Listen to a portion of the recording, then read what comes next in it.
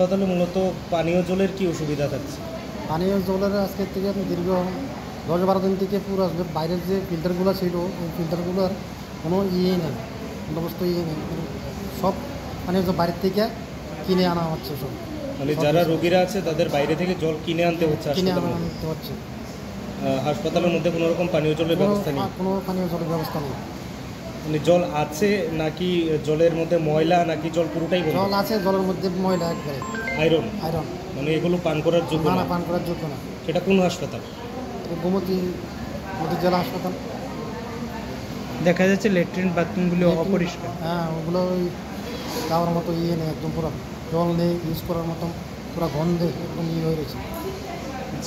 আবার দেখা যাচ্ছে হাসপাতালে কালবৈশাখী ঝড়ের যে একটা দ্বিতীয় তলাতে মানে হাঁটু অব্দি জল। গতকালকে রাত্রেবেলা পুরো হাঁটু অব্দি জল ছিল। আজকে সকালবেলা 8টার সময় ওগুলো জল করেছে। এটার কি দাবি রাখলেন আপনি জনগণ হিসেবে? আপনার কি দাবি থাকবে এটা তাড়াতাড়ি ঠিক করার নাকি? হ্যাঁ, যাতে তাড়াতাড়ি হয়ে যাবে এটাই দাবি আমাদের কাছে। আগে হইতেন